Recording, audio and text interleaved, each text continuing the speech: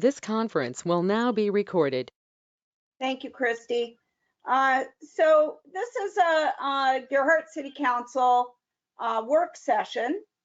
And what we specifically want to have a little bit of time tonight to talk about is the Oregon Solutions Collaborative Elk Project and the Natural Hazard Mitigation Plan draft update. If we have a little bit more time, I did do a revision of the rules of the council, and also there's a copy of our standing council goals. If we don't get to those tonight, I would just ask that the council review them, and if you have any comments or changes, get them to me, and then we can discuss them at another time. If we can finish by about 7:30, I know Dan has some other things he needs to attend to this evening, but we can go as late as 8 o'clock if necessary. So with that, some of our meeting attendees are Manuel Padilla, and he is the project coordinator for the Oregon Solutions Elk Collaborative, and Paul Atwood, who is you're one of the manager biologists with ODFW. Hope I didn't mess that up too much. No, close enough. Thank you. Yeah. So I know you've got Manuel. You've got a little agenda out here, and so do you want to go ahead just with the introduction and kind of get the council up to speed on what they need to know? We have gotten a lot of updates from Chad, though, at council meetings, but Brent is new to the council. Yeah, I'd be happy to do that. And congratulations to you and Brent on your new positions as mayor and city council. So, I think a lot of this, and if I've understood correctly, Councillor Warren also has had a little bit of an update on things as well, as is reasonably familiar potentially. But I just want to, reiterate again. I think, as everyone knows, the Oregon Solutions Elk Collaborative is a governor-designated project since 2019, and the project is sort of gotten into full swing in the spring of 2020 or 2019. So we've been going for about a year and a half with some hiccups here and there due to COVID. And wildfires and all the other challenges that have arisen during 2020. We're sort of rounding the corner here, and we're in the final phases of crafting the commitments with the Declaration of Cooperation, and moving towards trying to sign that around the end of February. And so we've been working through different subcommittees, elk management subcommittee, human management subcommittee, land use subcommittee, and a data subcommittee to kind of create and craft a series of recommendations and analyze data and craft the recommendations based on data, professional expertise, and across different fields, and discussions among a very, very diverse team, project team, in order to reach a set of understandings through those recommendations and goals that will culminate in a set of commitments from each project team member that will be sort of encapsulated in a declaration of cooperation. That agreement isn't legally binding, but it's a good faith document that signals to people how they're going to align their resources and their time and energy in order to be able to accomplish the collaborative goals that they've defined for themselves.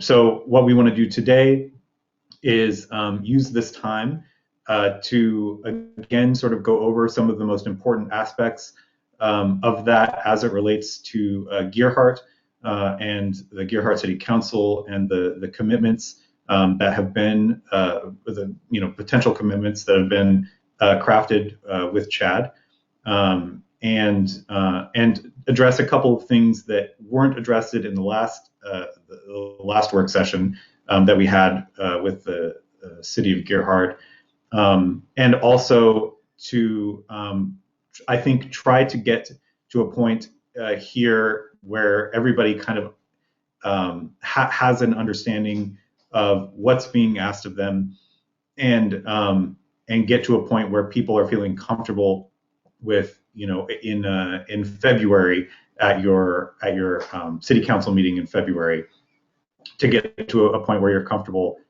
with the commitments that have been outlined, and to be able to answer any questions that you have, but particularly to understand the importance of the commitments that are being put in front of you, and the reason why those commitments have been proposed for Gearhart, and why they're crucial for the success of the project. And so with that, I think I'll turn it over to Paul. And Paul, you can talk a little bit about just the elk management subcommittee and sort of what has precipitated this, and sort of where Gearhart is at now in terms of trends around elk, and what you kind of see for the future as far as elk population and safety and cohabitation are concerned. Sure. So there was a subset of the project team that formed the elk management subcommittee. They were folks with wildlife. They were various wildlife biologists, or had wildlife management experience or expertise. There was some local landowner involved, and I believe some local city councilor from the city of Warrenton was on that, as well as various wildlife user group interests, the Oregon Hunters Association being one of them. And we worked through we spent time really thinking about every possible option that could be used, whether we thought it would fit lots of planes or not. Made a real focused effort to throw every option in the hopper. Kind of went through and defined that, talked about what those different options meant, and so everybody had a shared understanding at the table. We scored and ranked them individually, and then brought our scores to to a meeting and combined them all, and then and saw where they ranked, in aggregate, and then settled on what we felt were the top actions that we thought both scored high and were at least theoretically, logistically feasible for Clatsop Plains, the entire project area. So that's kind of how we got to some of the recommendations. In the last work session, we talked extensively, I believe, about culling and what that meant for Gearhart in particular, and some of the population trends that we've monitored over the last couple of years. And I think I said at the time that back in the 2010 to 2012, we were seeing groups of elk around Gearhart that were 40 to 60. We flew the Clatsop Plains project area last February as part of our annual herd inventory survey work, and we counted 149 elk in that Gearhart herd in the February of 2020, and we'll do that again this year. But what we've seen in the last decade is exponential growth. And as and we certainly would expect that. You know, the kind of the reason that we're all around the table with this is because elk in the Clatsop Plains, this Oregon Solutions Project area, they don't fit really. We can't manage them in a traditional sense where we would, elk up in the forest. Many of our tools don't really fit nicely when you're dealing with urban wildlife populations. We can't go, so as an example, if we have or we say we need to reduce elk populations in a certain area, and it's in otherwise up in the Coast Range somewhere, we could do like a controlled hunt and harvest a surplus of individuals. Well, you can't do that inside city limits. You can't be. So that's an example of where some of our tools just don't fit nicely. But going back to their populations, we know that their mortality rates are much lower than they otherwise would be if they were living up in a traditional forested landscape. Their vegetation, the vegetation and forage availability is frankly better when you're, when you can eat at a golf course all day versus, this time of the year trying to, browse what little vegetation there is growing in the Coast Range. So we would expect things like their rate of reproduction to be higher, the body condition of newborn calves and their mothers to be higher. And when you get that, you get increased survival of calves and a higher rate of recruitment of young elk to the breeding population. So kind of all of the biological things running in the background are, it's like, race car fuel for this, for these elk populations. So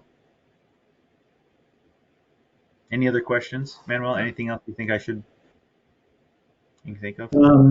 No, I think that sets the stage pretty well. I know, that we had given, we'd given a fairly extensive sort of executive summary that most of which has already been presented to you from the last work session.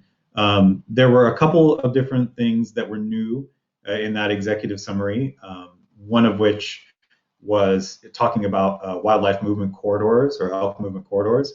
I revamped the commitments a little so they could be placed in the categories that were a little bit more readily graspable in terms of sort of what categories they fell into, whether it was an elk management sort of ask or a human management ask or a land use ask or a data ask. So kind of packaged them in the same way that we had packaged the subcommittees. We have in the previous work session talked quite a bit about culling, and that section still remains there, and as well as the explanation sort of for what culling is and why it's important. And we just wanted to be able to provide an opportunity to kind of see where the council was at, and to be able to answer any questions, and hopefully by the end of this get some indication of sort of where your feelings are at in terms of being able to adopt the set of commitments that currently exists in front of you at your February City Council meeting. So we're here and available to answer any questions that you might have in whatever detail. Can I go? So what's the percentage of increase every year in the elk population?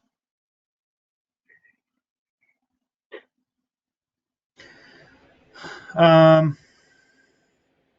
I don't know that I have I don't have data in front of me to say to do a year by year calculation. Because I'll be honest, we've never. Last year was the first year that we had flown where we did a comprehensive count. We'll be doing that, into the future. But it what you would generally expect is when we do what we see in forested herds is somewhere in the low to mid 30s cows per 100 calves. So that's like about 30%. Recruitment to say February of like the previous summer's calves. I'm expecting that to be, obviously expect that to be higher. The other thing you can think about too, right? So 30 cows per 100 calves. If you have a 30%, calf ratio in a group of 20 elk, that's what, 4 or 5 calves. If you have 100 elk, that's 30 calves, and if you have 150 elk, that's 45 calves. So that's when I'm saying exponential growth. As your population grows, your annual recruitment certainly has the capability to really push that population up. So if you talk about culling the herd, do you have an optimum number of elk that would be sustainable here without damage? I mean, how much would you cull the herd? Well, I don't think that's for me to decide. I think that's for you guys to decide, to be honest. I would say this, and I said this in the last work session meeting. I came to the North Coast District in 2012, and we had damage complaints from golf courses when there were somewhere in the 40 to 60 elk range. I think if I'm being pragmatic, without,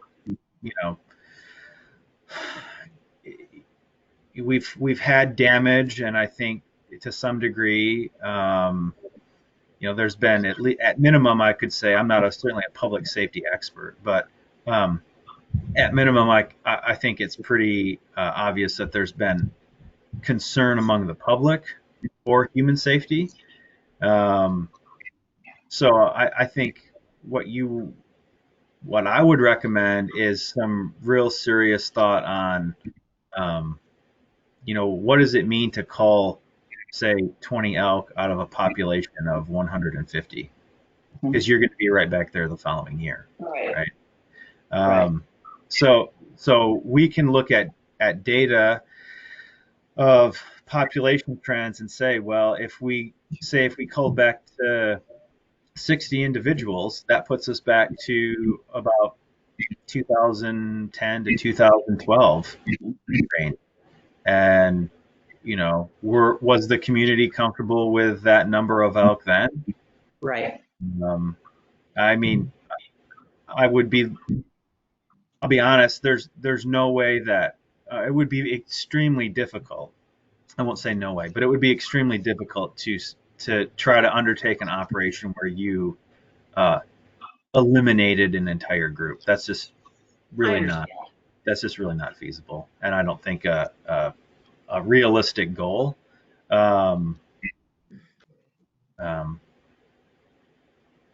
at the same time, I don't think it's worth probably going through the effort to do it, to turn the clock back, a year or two. Well, thank you. And I have only 2 more questions, and then I'll be quiet. Oh, sure. You're going to hate me. Would you explain the term social carrying capacity? You want me to do that? I don't, either one of you. I just read it a couple of times and I thought, what is that? What does that mean? What is social carrying capacity? I'm glad you asked, Rita, because I was going to ask the same thing. Good. It is a really good question. I mean, I can give the basic answer, and then if Paul has some more detail that you want to provide, or we can just kind of kick it back and forth a little bit. But I mean, the social care. So there's like the carrying capacity that's linked to the land that the elk might live on, right? And so how much forage or the geography of the land and what it's able to provide, how many elk can that potentially sustain given the needs of elk. So social carrying capacity is that idea taken to the level of a community, right? So to what degree will any given community tolerate a certain number of elk and a certain sort of externalities that the elk cause, damage to property, safety concerns, highway collisions, those kinds of things. What number of elk can a community reasonably sustain without the perspectives or the feelings about elk tipping over into territory of wanting the elk to go away, basically, or feeling like something needs to really be done, Right. in order to reduce the number so that the community feels more comfortable and there's a higher level of cohabitation. So that's the basic idea. Paul, is there any additional explanation to that? No, I don't think so. You did a good job. Okay. In my mind, I think you said it. It's how many elk is a community willing to tolerate? I understand. Right. Okay, So this is my there's- last question. Go ahead, Brent. Go ahead, Brent. Oh, I was just wanting to separate it out because it seems like in that concept, there's two separate issues. One is the capacity of the habitat to support the elk, and the other is the population of human beings who are willing to tolerate elk. Those are two separate issues that you've kind of merged into one term, it sounds like. Is that accurate, or am I off base? No, the habitat definition that Manuel started out with is when we refer to carrying capacity and well for anything, any living species. When you learn about carrying capacity in school when you're taking biology 101, it's the example that Manuel gave you about how much given habitat a species, how many of a species can persist with a unit of habitat, right? Right. What Manuel did was just pirate the term carrying capacity and use it in a social context to say the social carrying capacity is simply how many elk will a community tolerate. Right. So the biological side, I think he was just giving you background. Okay. So. Okay, here's Oh, my last no. question. Are you ready? Okay, on page 3 of the document that you gave us, you said that one of the elk management subcommittee wanted to focus on increased targeted use of hazing and hazing permits, but then 2 pages later, or on page 7, you say align no discharge of firearms and hazing interpretations. So on one page you're saying do hazing, and the other one you're saying don't do hazing. Am I reading that correctly? No. Sorry. That just to clarify that, what that means is the second thing you're talking about. Right. What that means is that each jurisdiction doesn't necessarily interpret the no hazing ordinances, or the hazing ordinances in exactly the same way, or the no discharge of firearm ordinances in the exact same way. So the idea is to get jurisdictions to align their interpretations. I get it. So that when elk move from one jurisdiction to the other, each jurisdiction is basically speaking the same language to the elk as they move from place to place, so that in one place they're not getting sort of one set of actions, and another place they're getting another set of actions. The idea is that it fits in with that sort of unified voice and unified action framework that sort of underpins the entire project. Thank you very much. You're very welcome. You can rest easy. So can you just explain then what would hazing look like then? If we were going to define it in one way? Well, I'll leave that up to Paul to answer. Yeah, I think again, that's the answer to that question, I think, is up to the cities, working together is kind of I think the point behind that bullet point there. What happens now is the public that doesn't want elk on their property or wants to help minimize damage, they contact ODFW, and a permit is required from us for a private landowner to haze elk on their property. The kind of the background of that desire of a unified approach is that we understand that it's not feasible to be lighting off shotguns in the middle of town, but there are so there's always going to be some differences, right? If somebody's outside of a city limit, what we would otherwise prescribe to them is using, say, firearms with birdshot or something like that. You could use like pyrotechnics that you can get a permit for to haze elk with a firearm. I think the idea is that as similarly as possible, when elk go from say it's Warrenton to outside of city limits, or say the Gerhardt herd goes from in and out along the Gerhardt city limit boundaries, that the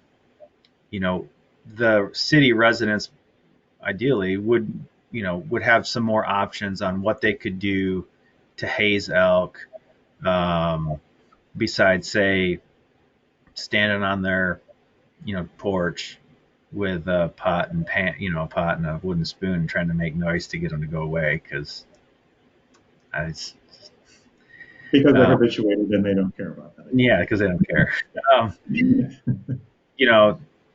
That's a discussion, I think, that the city council has to decide, what is okay within our city, while maintaining public safety. I don't think that's an answer that I can give you.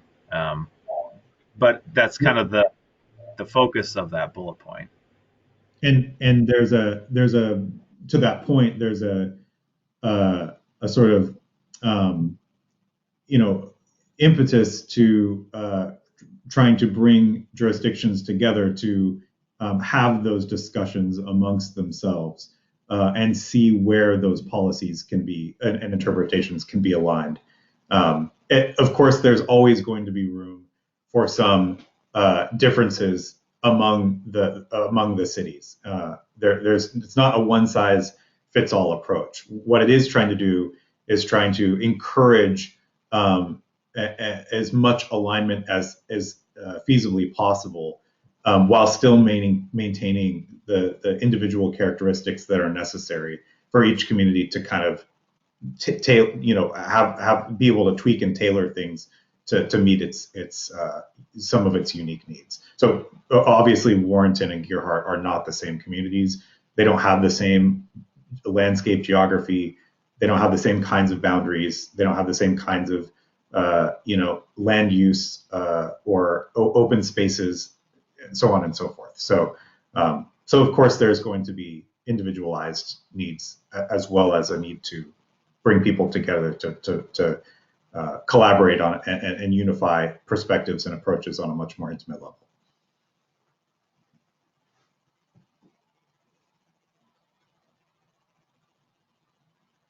Carrie, do you have any questions? Well, I have a question from the previous meeting. I was understood to believe that hazing the elk is acceptable for residents in Gerhart. It not the discharge of a weapon or anything, but if they came on your property, you could haze them to get them to move off. And it sounded like, Paul, you were saying that hazing of elk is against the law entirely. Is that it? Is there some gray area in there that I'm missing?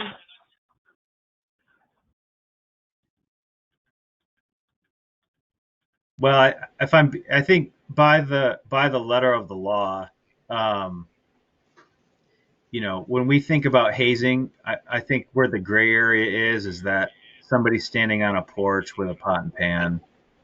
Like when we're talking about hazing, we're like, really harassment of wildlife. Harassment of wildlife is illegal without a permit from the state. But there's a difference with the gray area is you have elk or whatever on your property and you go out, you live in town and you go outside to, water your garden or you're just tooling around your house and they leave. Like that's not harassment, right? You're just doing what you do on your property. Um, you go outside and you have a herd of elk standing in your backyard and you're out there and you're making noise, you're doing backyard stuff. I think, harassment of wildlife is, intentional and aggressive. Um, it's there. I think there is a difference there. Okay, so it's something like using an air horn to get them out of your garden would be unacceptable to the state. I mean, that's an aggressive way of forcing them off your property. Yeah, we should. I mean, we should probably talk about that. Yeah. Okay. All right. Thank you. But I also think that speaks to the need for doing exactly what that bullet point in the commitments says, right? Where that conversation and outlining those things, even within a jurisdiction, let alone across jurisdictions, and determining what reasonably falls within a gray area that needs permission from the state and what doesn't. It's precisely that fuzziness and that confusion that currently exists that the commitment is trying to compel the jurisdictions to deal with, basically. Right. And I would say, Carrie, that I think there is gray area there, and I'm not aware of somebody getting a ticket for using an air horn to move elk off their property. So. Yeah, it was just what I remember from the last meeting and this and talking about hazing. I mean, you would be legally liable if you set off an air horn and sent the herd stampeding into somebody else's yard and they destroyed the fence and knocked a person down and hurt them. And that's why I needed that little clarification about the gray areas. So we need to clean that up so it looks like the city needs work with the other jurisdictions, so we're all on the same page doing the same thing, so they're habituated to get out of here.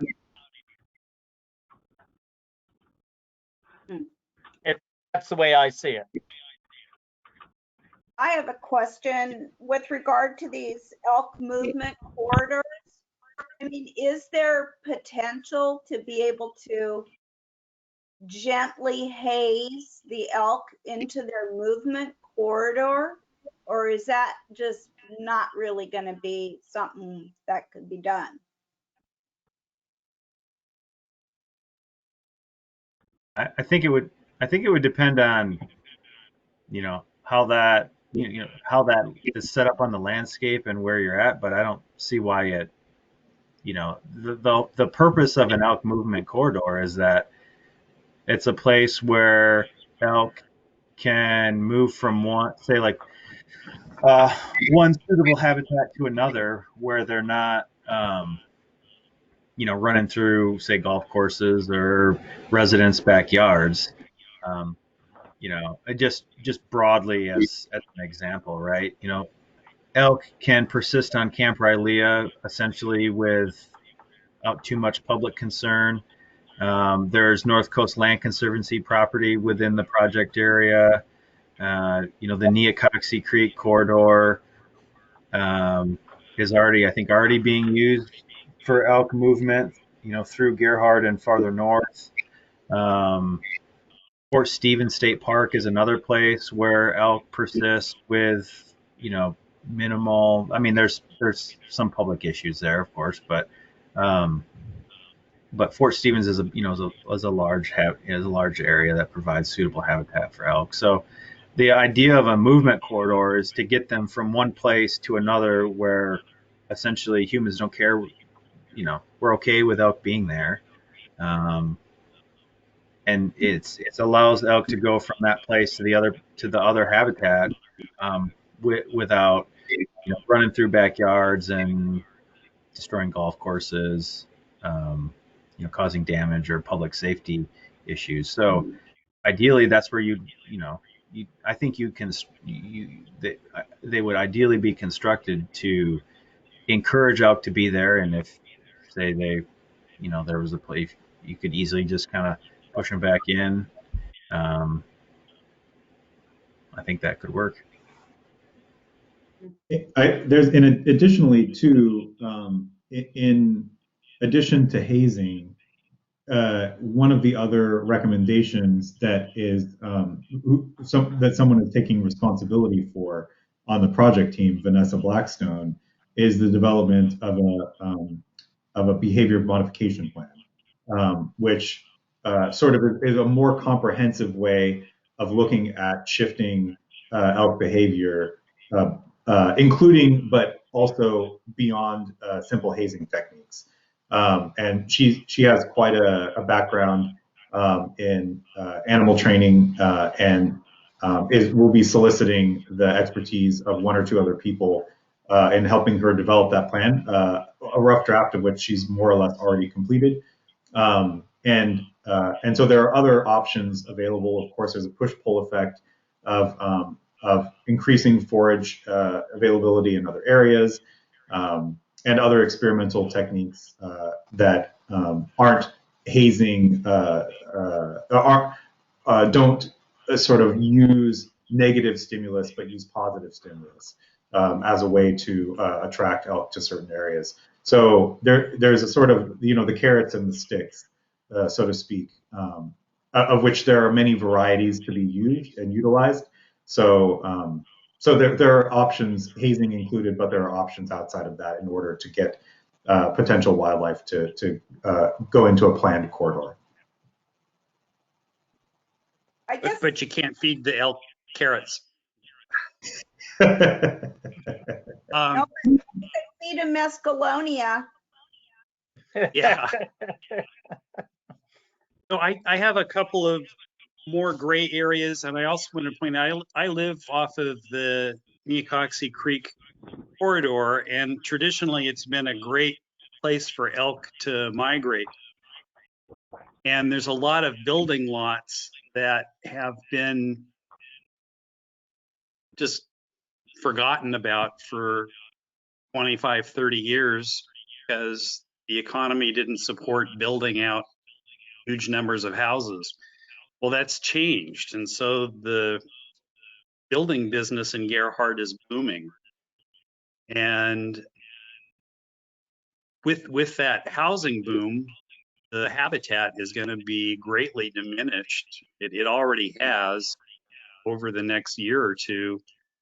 A lot of traditional elk habitat that used to be an alternative to the golf course is going to be gone. And I don't know what we do about it. Just wanted to throw it out.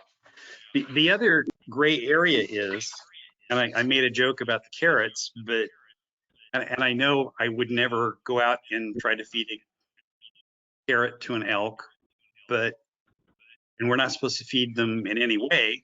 But what do you do? Like I have an apple tree in my backyard. And I don't know if you've ever seen an elk stand on its hind legs to reach the upper branches of an apple tree and sit there and scarf apples, half hour, 45 minutes. It's hysterically funny to watch. So by having an apple tree, am I feeding the elk that serve as an attractive thing that we don't want to have happen? Should I cut down the apple tree? Do I not have a compost bin that I throw old vegetables into? Where does that gray line get drawn when I'm feeding the elk and when I'm not? Can you give some guidance on that? Sure. Like, so the most egregious example, right, is habituating out personally to like hand feeding, something where you have these animals that are so habituated to humans. There's they associate a human with food because of learned behavior.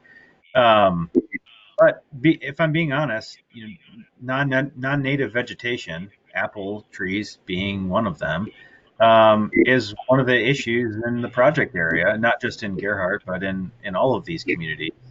Um, so, I've taken questions before that folks often wonder, well, why are elk living in town? And it's like, well,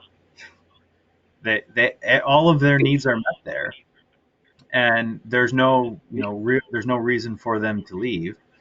There's no lethal threat of say, predation or mortality or anything.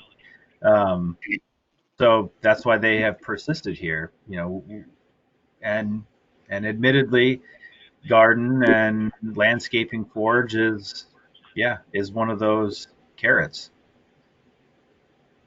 That's exactly why one of the human management commitments that's being put in front of Gerhard deals with that exact issue, looking at landscape issues and landscaping guidance and seeing what the community can do in order to eliminate to the greatest degree possible the kinds of non-native species of plants that cause those exact problems. And that's you'll see when everybody is able to see the full Declaration of Cooperation. Warrenton shares many of the commitments that are being asked of Gerhardt as well for those exact purposes. So there's a lot of overlap between the jurisdictions and the commitments that are being asked of those jurisdictions. The other piece, Brent, that you were talking about is really a land use issue. And you'll see a couple of the bullet points, actually about three of the bullet points there under the commitments that are being asked of Gerhardt that are there to address that exact issue that you raised around the continued urbanization and looking at ways where ordinances can be developed that create wildlife buffers, take wildlife transect areas into consideration, notification processes so people know what kind of property they're purchasing and that it's in a wildlife area, transect area, and looking to one of the bullet points here says review current subdivision ordinances as they relate to elk, work with partners to propose land use changes, space requirements, buffers, and others that would alleviate pressure on elk habitat. So, and that can go hand in hand too with the big comp plan review that Clatsop County is doing and looking at ways that Gerhardt can align some of their land use priorities with a comp plan review that has a strong lens for mitigating those kinds of urban impacts on elk and allows elk more space in areas where the public would rather them be, allows more space available for elk. So there's definitely a land use component to this, some of which might be more easily implementable in the near term than others, but definitely the idea is to gather together in the implementation phase of this after February, as jurisdictions, as individual and jurisdictions, and collectively as well, to determine which of those land use issues are low-hanging fruit, and which ones need more work and more time to plan and design. But you might find that there's a time factor with regard to current development plans that are already in motion, right? So those would be some things you would want to consider as you decided what to move forward on first.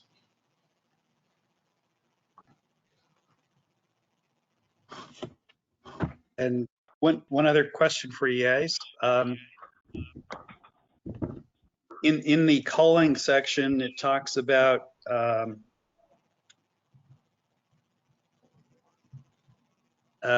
city council resolution would not be necessary to communicate, I guess, to the state that we desired culling and establish a target. If we didn't have a council resolution, how would that desire be communicated? Can you clarify where you're Yeah, reading sure. that's not required? I am reading that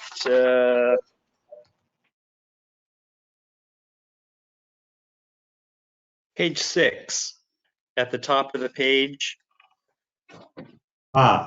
Sorry, that's just a point of confusion, I think.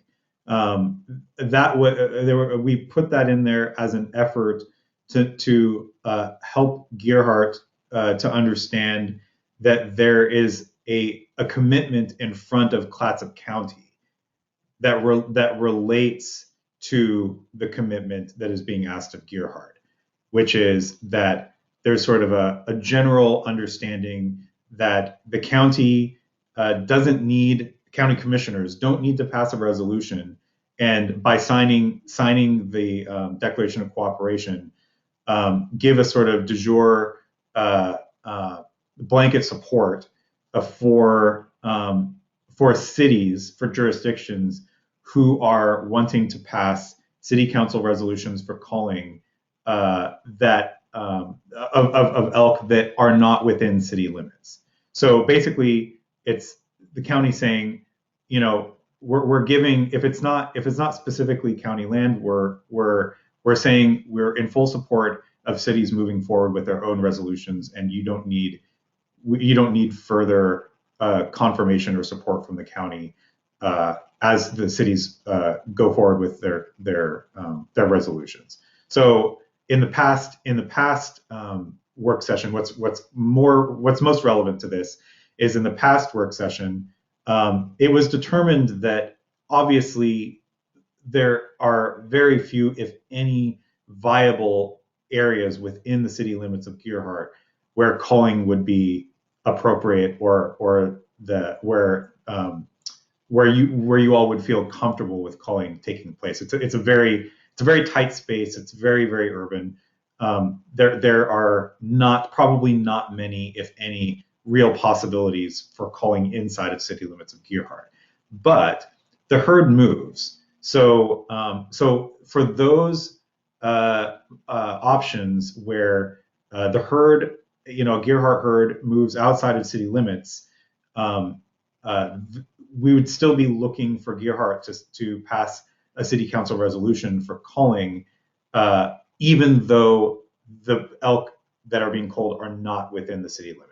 Right. And the reason for that is because the state really wants to see that there's community buy-in, because the state doesn't want to come in, they don't have the authority to come in and say, we're doing this with or without you, right? So the idea is that there's community support and there's city council leadership And then once that leadership has been enacted through a resolution, then that signals to the state that, okay, we're in a collaborative, cooperative effort here, and the city can then go to ODFW to request a permit. And then collaboratively, the city and ODFW develop that culling plan together. Okay, your explanation makes total sense. I'm just, the paragraph there threw me for a loop because it said no council resolution was necessary. Yeah, I think but you really want one. Yes. In the commitments underneath Gearhart, there's clearly a desire for Gearhart to make a commitment to pass a resolution for culling. Yes. I think it was maybe it was my mistake in the clarification of that this was a county commissioner issue, not a Gearhart issue. I apologize for that. We have about 10 minutes left on this topic. So, Manuel, could you just touch briefly on the concept of moving the elk? That was, I think we emailed about that with regard to the article in the paper in October, and Tim Boyle having some interest in that. Yeah. Sorry, I guess I haven't had enough water today. So yes, that article was just, I think, a result of a little bit of confusion. Basically, I think what had happened was that Jason Bangild is one of the project team members. I'm assuming everyone kind of knows who Jason Bangild is. He's the manager of Gearhart Golf Links, and he's in very tight communication with Tim Boyle. Tim Boyle asked Jason to represent him on the project team, and Jason was also on the elk management subcommittee. So I think just what happened was that in the sort of back and forth, maybe there was a little bit of confusion, or perhaps Tim got out a little bit of ahead of communicating with Jason around what he kind of wanted to say and where the elk management subcommittee had landed on certain action items. And so in further discussion with Jason, it became clear really it was just kind of a misunderstanding about where the elk management subcommittee's recommendations had landed and what sort of the reasoning was behind that. And Tim was really mainly indicating he wasn't really advocating although it sounds like it in the article, he wasn't really advocating for a specific action. He was really indicating just his readiness, his willingness to put time, energy, and resources into solutions that were being generated by the elk collaborative. And I think he just didn't understand that trap and relocate wasn't, in the end, one of the solutions that was deemed viable for all sorts of reasons. But our understanding as a team and from talking to Jason is that really what he's indicating is he's saying, I have resources, I'm ready to go. Here's an idea. What do you think of it? But we already have a plan to talk with Mr. Boyle, and Senator Johnson is also in communication with him around what goals we've developed as a project team, and where his resources can be most effectively used for achieving the quickest decrease in the elk population in the short term, as well as the best methods for maintaining a population of elk within the project area that is representative of a good balance of cohabitation between elk and humans and people within the communities. So he's not wedded to that idea. I think that article kind of made it sound like that, but in essence, really what he's saying is, I'm ready to go, and I'm eager to see action happen after this declaration of cooperation has been finalized. Thank you. Dan, do you have any questions? I have a list. I don't know how far we can get with the time we have, but first one, so if in the flyover in February, we had 150 elk, I believe that's prior to actual calves being born. Is that correct? And if that's correct, sounds to me like then potentially we're looking at 200 animals in the Gerhardt herd at this point. You're correct that when we fly in February, the February 2020 count was a census that only was measuring summer of 2019 calf recruitment. We'll fly next month, well, almost next month, in February of 2021, and we'll be counting this last summer's, counting a population that includes this last summer's calves. Okay. So. Okay. And then in mentioning that there's really not a place within Gerhardt to have, a controlled hunt, I wonder about that based on the fact that we have both a very large dune area and then golf courses, which are, or at least, Gerhardt Golf Course, I believe would be big enough for, bow hunting, for instance. Whether it's ideal, that's a different question, but it just makes me wonder if we don't have some options within the city from that standpoint. So I guess that's more of a statement than anything. And then the idea of hazing, obviously, I understand getting a permit, and so I would assume that people would have the option if they felt so inclined to apply for a permit for personal, their own property. So then at that case, I'm curious, does a slingshot or a paintball gun or, something that would maybe leave a welt but not hurt an animal, would those types of things be allowed under a hazing permit, or is that outside the scope of what people can actually do to move the animals around? Yeah. From our perspective, yeah, we would allow those techniques. The question for, I think, the council is, would you allow that within your city?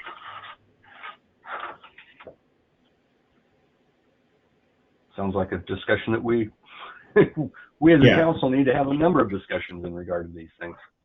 Dan, there's actually a little bit of an answer to that first thing that you call a statement. It's actually a really well posed statement, or I think it's a question too in some regard, because that is actually, whether or not something controlled hunt or something like that could happen on the golf course or in the dunes or not is not really. I don't think the project team is saying don't do that. I think what the project team is saying is the city council should feel empowered to have those conversations and collaborate with your law enforcement in order to determine whether or not those things are feasible or not. And although there might be some hurdles to overcome, you might find that there is feasibility there. It might be difficult. Someone, I think in the last work session, someone had posed something on the dune, the idea of doing that on the dunes. And there was the issue of the Coast Guard needing to be involved, or other entities needing to be involved. And it's really just a matter of, from a project management perspective and from Oregon Solutions perspective, it's a matter of to what degree are you all willing to sort of come together and align your efforts such that those kinds of heavy lifts can be overcome. And on some things you may find you surprise yourselves, and there's possibilities there where you didn't think that there were before. And on other things you might find that there's a little bit more work to do. But no doors should be considered closed, especially when you're looking at creative solutions for managing an urban elk herd. And so I think your point is well taken, actually, and well said. And those things should certainly, be on the table at least for discussion to see what options have a feasible solution, are workable and effective and are feasible. So. Thank you. Well, for sure, it has to have whatever plan that we can come up with. It's got to have all of those elements from all of the subcommittees, because to just depend on culling or just depend on movement corridors without the human education and the elk education, it just doesn't seem right to me. You're spot on. Yeah. It's really a multi-pronged approach that the project team has determined is going to be effective. And you'll even note, maybe if you were able to read through the entire document that we gave you, that there's sort of these common shared understandings that have been articulated by the project team. And one of them is there's no silver bullet, right? Like there's no one action, whether it be human management, elk management, land use. There's no one thing that's going to solve this problem. It really is an interwoven sort of set of recommendations that are synergistic with one another, and have sort of areas of influence that where you can expect to see impact in the short term on some, and midterm and long term on others. And part of the measuring mechanism, which is built in to the overall outcomes and objectives of the project, around reduced traffic incidences, less negative interaction between elk and human beings, less property damage, all those things. It won't necessarily be clear which action necessarily had the greatest effect. Actually, that would be a positive sign if it were unclear, because that would actually mean that the actions are working in conjunction with each other, and it will inevitably be a little bit difficult to sift out one from the other, what kind of impact one is having over the other. But there will be ways in which you'll be able to see, for instance, if you change your landscaping ordinance, and all of a sudden you don't see elk eating apples as much, then there are certainly some ways in which you'll be able to see direct causal relationships, but a lot of it will be a correlation or a correlative.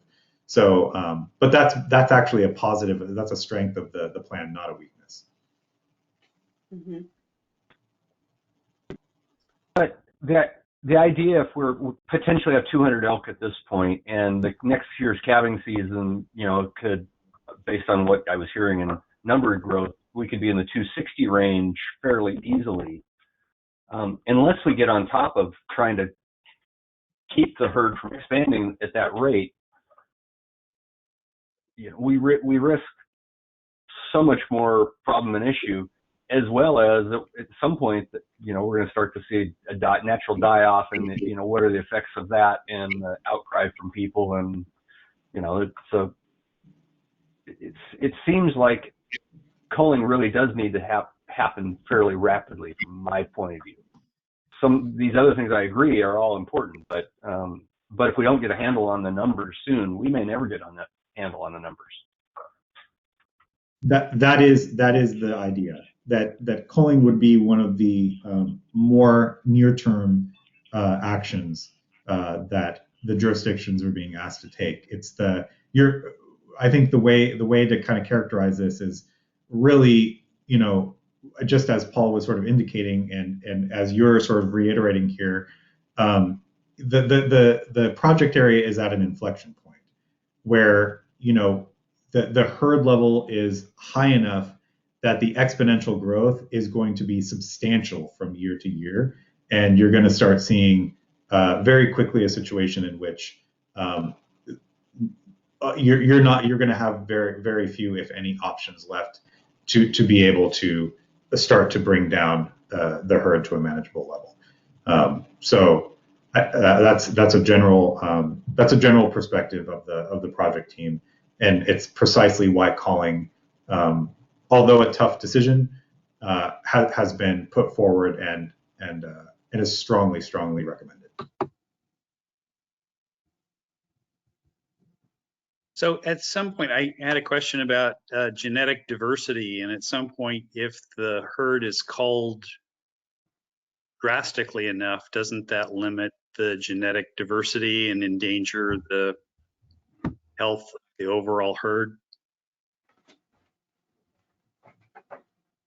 No, I think to endanger like genetic diversity on a population scale, you you'd need to be doing it having those population reductions on more than say one herd size, one herd, or just say the groups in the Clatsop Plains project area.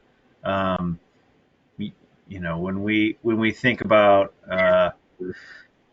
um, population and reproduction, where you run into the genetic health and diversity of a population, um, really is when you have closely related individuals breeding together, right? Um, ungulates and elk in particular, you know, bulls move around quite a bit. There's a lot of um, uh, mingling during the rutting season, where it's not just like the same bulls are breeding the entire Gerhardt herd. They're split. Animals are splitting up. There might be a bull that comes in from the north or some other direction, um, and kind of carves off his harem of cows for the breeding season. So I think in order to have say some genetic issues, you'd really have to be depressing populations on a larger landscape scale than what we're looking at here. Good to know. Thanks. So we're probably going to need to wrap this up for this evening. We appreciate you both for spending time with us. It seems like we're going to have some sort of a little subcommittee work on, our management plan. But I recognize that the first step is the memorandum of cooperation, and so we'll try and stay on track with that. We do have council meetings very early in the month, and so it may be more like the 1st of March time frame. For us, I don't know that we could do this by the 1st of February or that first week, but yeah, keep working on it. Okay.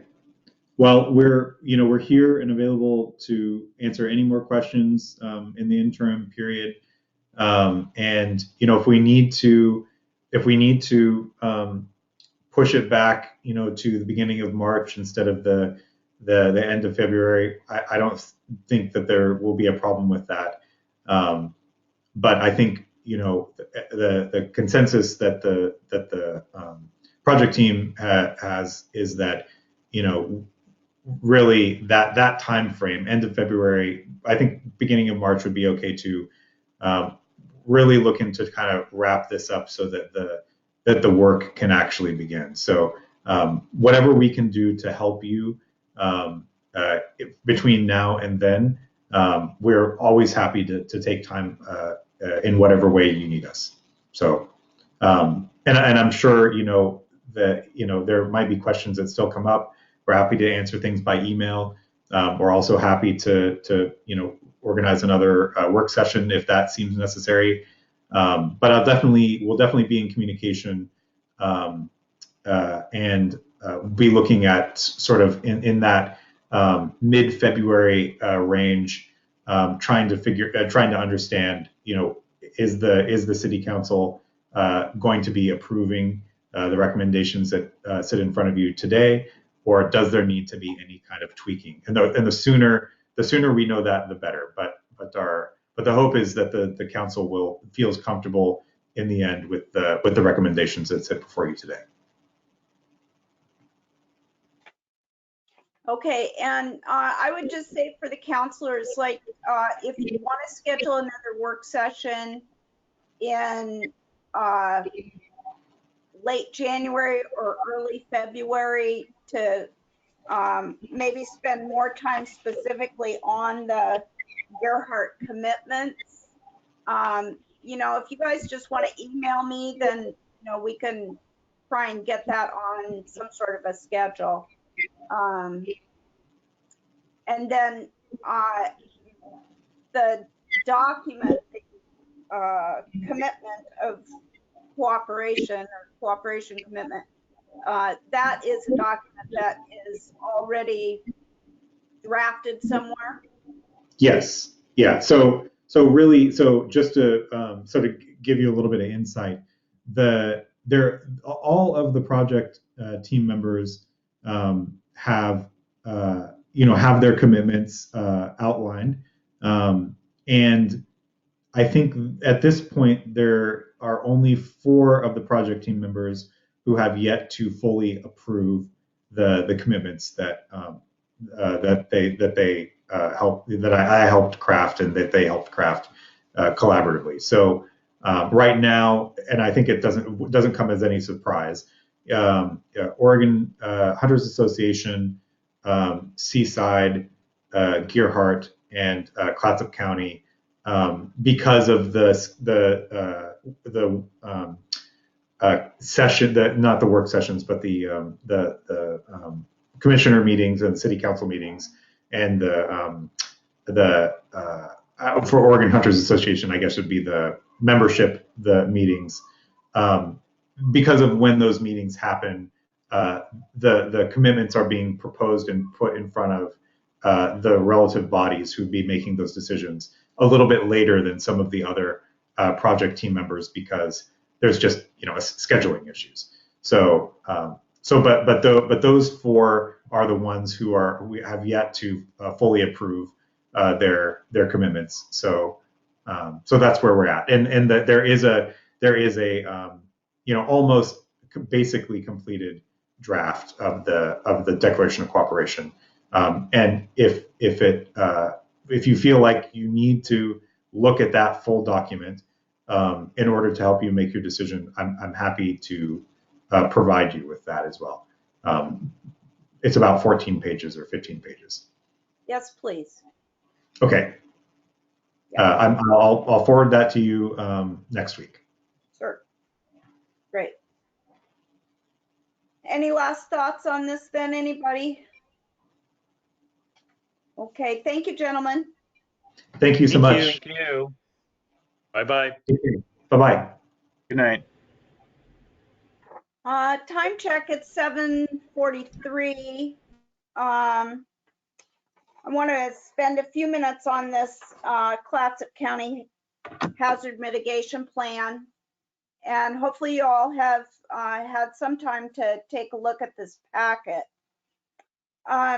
So this is a countywide plan, but the city of Gerhardt actually was, I think and Dan, correct me if I'm wrong, but I think we were one of the first entities in the county to have a hazard mitigation plan. And that was done in about 2009. Since then, the plan has become a countywide document, and that is what we're looking at specifically. Is the PowerPoint is a PowerPoint that Tiffany Brown had to go over with the county commissioners, talking about the overview and what a natural hazard mitigation plan is. Specifically in this, I wanted to make note of the time frame, and they've been working on this for a while, since 2018, and they have a time frame for getting this approved through FEMA in March of next year. And so that puts council review into our time frame that we're doing tonight. I spoke with Carol Connell a couple days ago. I would like for the Planning Commission to get a look at our piece of this very large 400-page document, but there's like 4 or 5 pages that are pertinent to our piece of this plan. And you'll see that there is a public review and survey that's been going on for a while.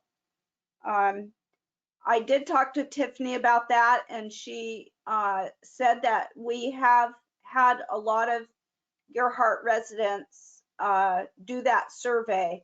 I think we sent it out on a blog post a while ago, and it can still be found on the county's website. At any rate, we would probably want to have some sort of more public input on the plan. So if you go back a few more pages, then you come to the hazard vulnerability analysis. And it goes through the different natural hazards: drought, earthquake, flood, landslide, tsunami, volcano, wildfire, and winter storm. And if you keep paging back, then what Carol and Tiffany thought we might spend a few minutes tonight looking at are these hazards. It's on a grid. I'm going to hold it up so you can see it. And it's towards the back of the packet. There are a few actions that have a high priority. And then if you look through these other multi-hazard hazards, other than having some with a high priority, the rest of them don't have a priority on there at all. And it was felt by Tiffany that if we could even wrap our arms around some of these other strategies, just to even say, are these really high or medium priority, or are they all, or is it even a low priority? That would be helpful just to develop the plan that much further, or even focusing on a time frame. And you can see on that page that the top one is relocating the fire station to a site outside the large tsunami zone. And it is considered a high priority, 2 to 5 years, and it's in process by way of studying locations and the public process that results from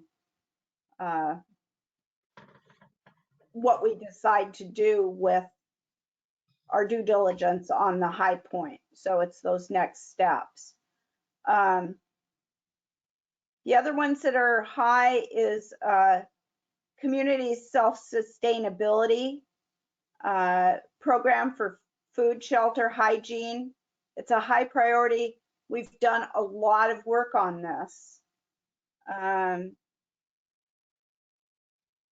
It may be time that that goes down to a lower priority because we've accomplished a lot in that area.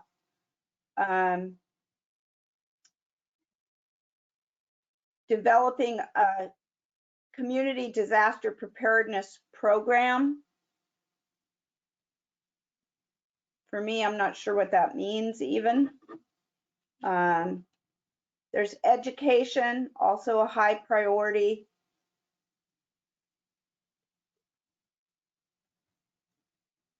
Those are the only ones that are written in. So any feedback just on any of these ideas or any of these multi-hazard strategies?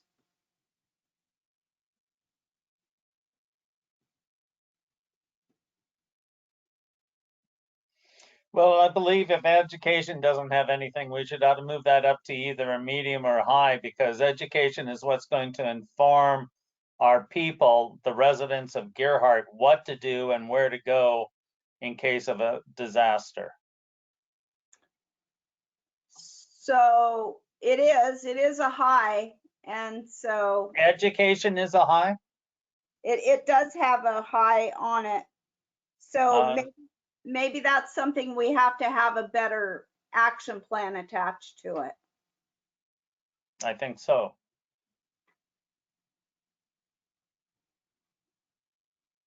If I can make a suggestion on the format, I think it might be helpful to add a couple of more columns in the matrix for status of what the project is and a target completion date. That's a good idea, and maybe we could have where we are at the time we talk about it. Yeah. Like you could have a percent of project completed. Right, I actually had written in process on some of these, so that's kind of what you're saying as well. Yeah, but in process could be 2% done, or it could be 98% done. Right. So You guys will have to excuse me for a minute while I find the charger for my computer. sure. Yeah, I had to do that too. Dan, any thoughts on this?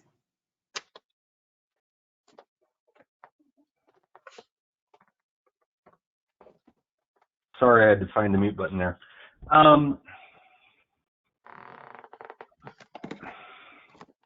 Boy, do I have to... Oh boy, I'm not even sure how to answer that, Paulina, truthfully.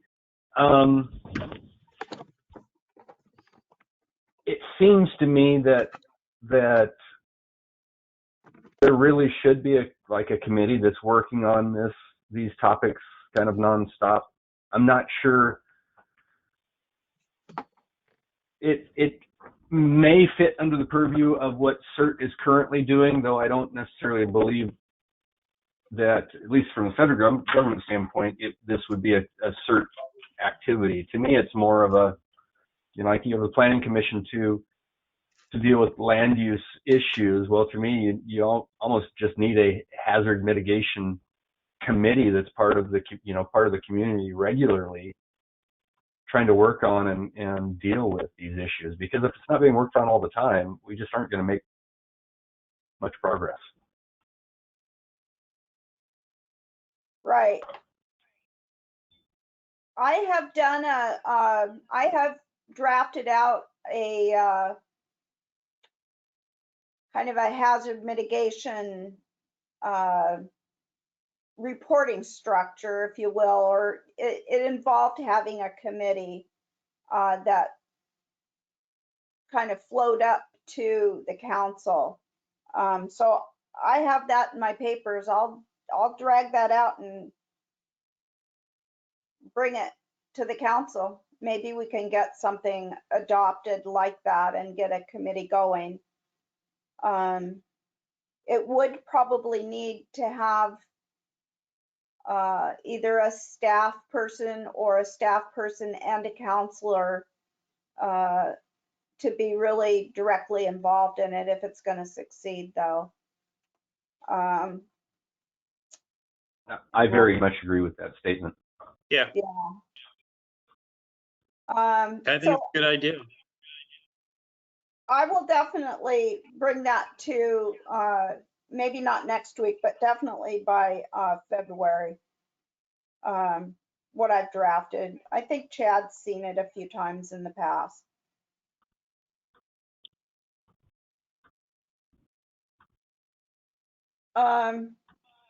Rita, any comments? Well, kind of. In this matrix that you have, the 6th and the 7th little point down here about evaluating the construction of critical facilities, both of those basically say the same thing. So I don't know. It's just too much for me. Simplify. Yeah, I think you should simplify. But I agree with Carrie about education is very important. And some of these things they're just so wordy. I don't know. I'm just a minimalist, I guess. But no, I agree with everything you guys are talking about. I agree with Carrie. And the 6th and the 7th are just kind of the same thing. So that's all I really have to say.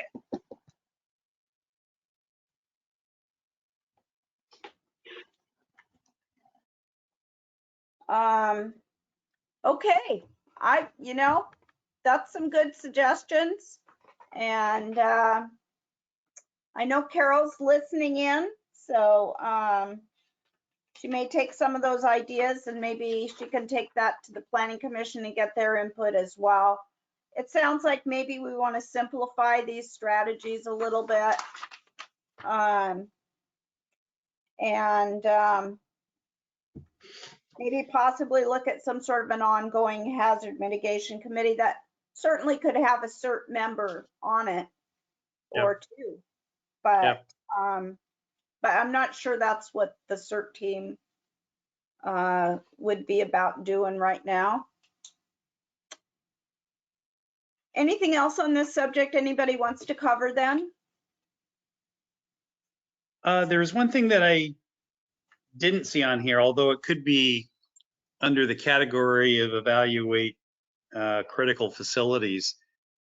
The two bridges that come from 101 into Gerhardt, and I have no way of knowing this for sure because I'm not a structural engineer, but I've heard that in the event of a major earthquake, they're going to collapse and we wouldn't have access in or out. So did we at least put on here looking at resiliency of at least one bridge into town? Into Seaside? Into Gerhardt. No, into Gerhardt. Are you talking the culverts? Yeah. Ah, good man, because that has been a point that has been brought up several times. Hardening the culverts. Well, I don't recall what document it's in, but hardening the culverts is in a plan. So, It's in the transportation plan. okay. All right. Yeah. So another. Does it need to be in the hazard mitigation plan as well to make sure that somebody's following up that the transportation plan gets executed, or is it enough to know that it's in the transportation plan? I think both. I think the hazard mitigation committee should take that on, but it is in the transportation plan. It's just a lack of funding or grant money that's available right now for it. But having it in two plans, I don't know. It seems like that's more ammunition for getting a grant to me. It may be. I'm totally unaware of grant writing. Rita, would that be better for us? You mean, yeah, well, of course, grant money is always better than spending money in our coffers. But yeah, but I meant having it in two different plans when you go after a grant. Let me think. The more places you can point to that says this committee has recommended that we do this. Yes. Okay. So yeah, that's true. If you have a primary place you put it, and then you can have supporting documents say, we're also addressing it over here in this venue, that would be perfect. Okay, so well, we have it already established in the transportation plan. We can have the hazard mitigation committee work on that too. That's a great idea.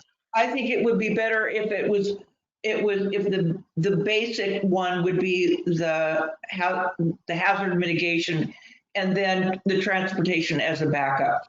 Mm-hmm. So yeah. Okay. I'd rather give money to hazards than transportation.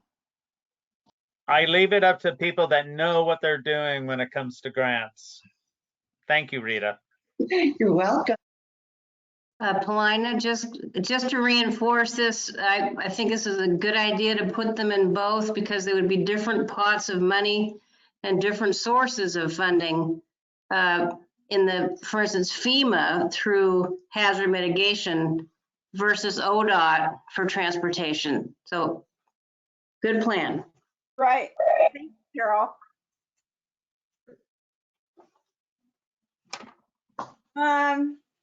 Okay, I'm just gonna touch on the rules of the council.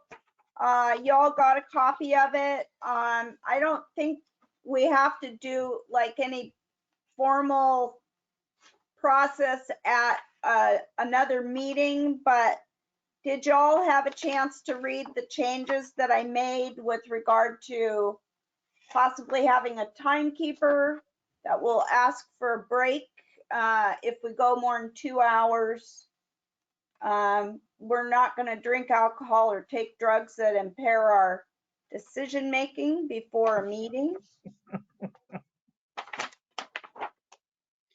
And that we will show our faces if we can for our virtual, well, they're not virtual, our electronic meetings. They're real, but they're electronic. Do those all sound okay to y'all? Yeah. Yep, I got the spank right there on my wrist. Dan, Brent? Yeah, that sounds good. Sounds good. Any idea when we're going to try to figure out how to meet in person? I would say after we are vaccinated.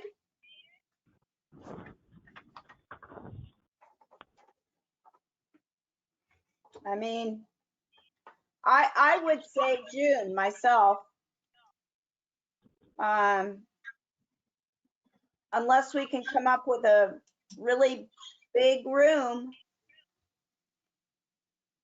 What I haven't figured out, Dan, is how to involve the public if we're all in the same room. It's got to be a really big room if Right. the public's involved. Right.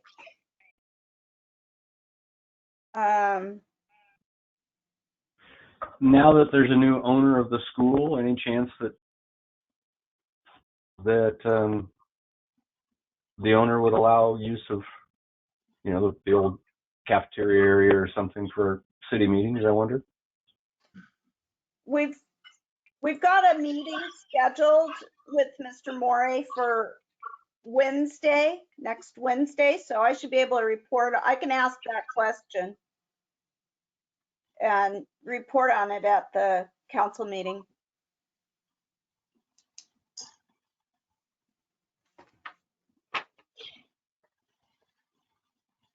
Make myself a note.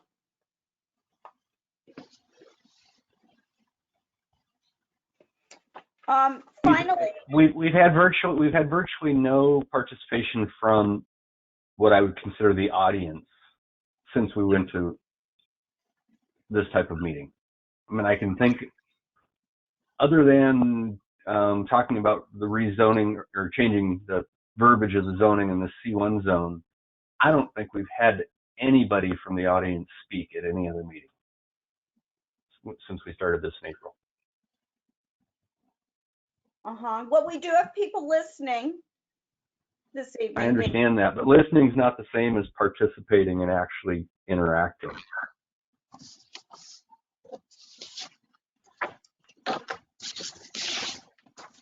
Duly noted. Well, Dan, isn't that dictate, the type of the meeting dictates what the participation level is? So this is a work session? Well, when I look back at, so many, or, not all, but most city council meetings that I participated in the last 8 years, we've had people choose to speak during the 5-minute visitor section, almost always. And then there was a period of time where we actually had a second visitor section at the end of the meeting and often had people speak. And the idea that we've had nobody speak for an actual regular city council meeting that I can think of since we started doing this without meeting in person, just seems like that to me is a lack of participation of the audience. And I don't know, I can't tell you why that's the case, but that's what I've gleaned in participating this way for, what are we now, 8 months, something like that. I just feel, Dan, that until we have our population vaccinated, people don't want to go out in public or meet in groups where, I mean, it's just, we're going between being in a county that's very high versus high risk, you know, where they're saying no more than 6 people, you know, in a gathering, more than 2 households. I don't see how we can do that right now.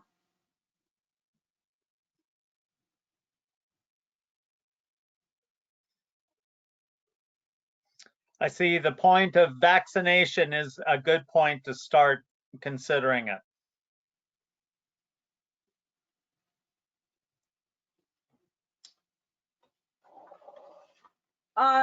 The last thing that we have are the council goals. We don't need to stay on the line and discuss these tonight, but do take a look at them. And we have at the bottom the list of goals from Chad's review. And they probably don't need to be necessarily all of them on the council goal list, but I just want you to go ahead and take a look at those, and we'll just circle back in another month or so, maybe at a council meeting, and try and update this a little bit. It's a good list. It again might be something that we can turn into some sort of a having a timeline and where are we at on these things, and turn it into more of a dashboard or a report. But it's going to take a little bit of time, I think, to work out some of those details. I would like to point out on that list from Chad, changing the charter for contracts. And without a citywide vote, we'll never change that. That charter is cast in stone until the city voters tell us to change it.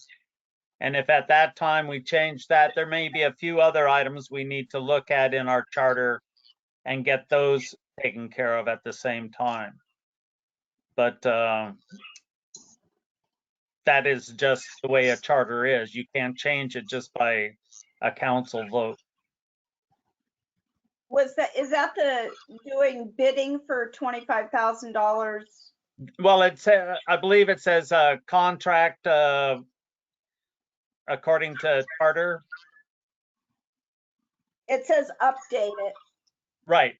The only way to update that would be a citywide vote. That's my understanding as far as a city charter. Now, maybe Peter's got a different interpretation, but I believe that's what it takes. It's like changing the comprehensive plan drastically. Yeah, Not a I little think bit, but drastically. that would be worth consulting Peter about. What was the updating that was suggested? I don't recall specifically. I believe it's Chad wants to increase his ability to go into contract for a higher amount of money without council approval. So are you talking about the franchise fees from charter? No. Okay, so what are you talking about? On Chad's goals, it has Right. update the charter. The charter is the city's charter of construction. Okay, all right, thank you. Yeah. Okay.